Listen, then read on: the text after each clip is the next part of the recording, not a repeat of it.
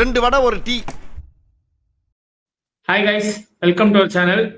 இந்த வீடியோ என்ன பார்க்க போறோம்னா, நம்ம ஐபிஎல் டீம்ஸோட எல்லா டீம்ஸையும் சேர்த்து ரிவ்யூ பண்ண போறோம். அதனால டாப் 5 10 டீம்ஸ்ல எந்த டீம் டாப் 5ல முடிக்கும் அப்படின்றத டிஸ்கஸ் பண்ண போறோம். ஸோ ஃபார்மேட் எப்படி இருக்க போதுன்னா ரேண்டமான ஆர்டர்ல நம்ம டீம்ஸை எடுத்து வச்சிருக்கோம். அந்த டீம்ஸோட ஸ்குவாடு டிஸ்கஸ் பண்ணி அதோட பிளேயிங் லெவன் கன்ஸ்ட்ரக்ட் பண்ணி அது அதோட ஸ்ட்ரென்த் வீக்னஸ் என்ன, அது போகுமா போகாதா, பிளேயர்ஸ் போகுமா டிஸ்கஸ் பண்ண போறோம். அடுத்து நம்ம பார்க்க போறது குஜராத் டைட்டன்ஸ், குஜராத் தமிழன்ஸ் நம்ம சொல்றாங்க.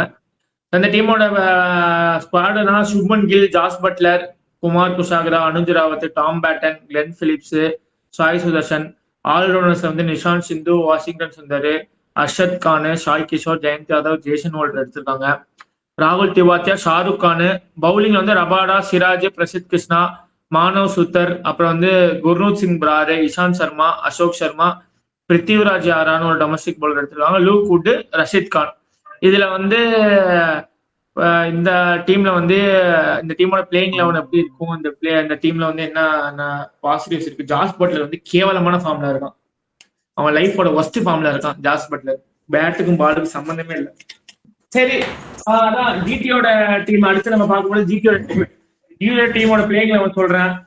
Potential playing eleven: Shubman Gill, Sai Sudharsan, பாம்லே இல்லாத ஜாஸ் பட்லர், கிளென் பிலிப்ஸ், அப்புறம் ஷாருக் கான், ராகுல் திவாத்தியா, ஷாய் கிஷோர், ரஷித் கான், அப்புறம் சிராஜ், ககிசோ ரபாடா, அப்புறம் இவன் பிரசித் கிருஷ்ணா.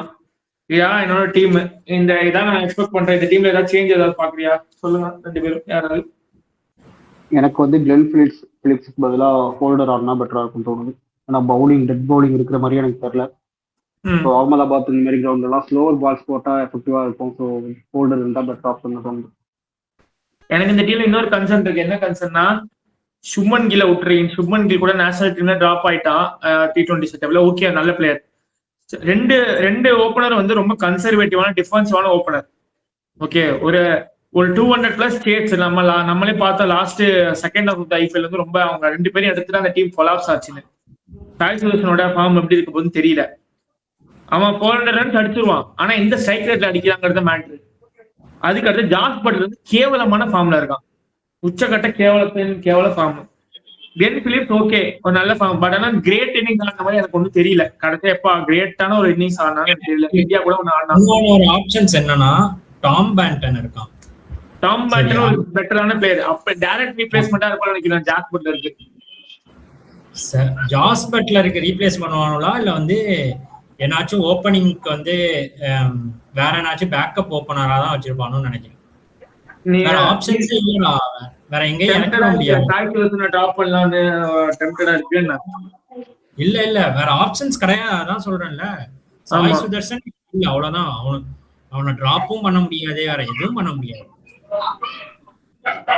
மேபி அவன் டாம்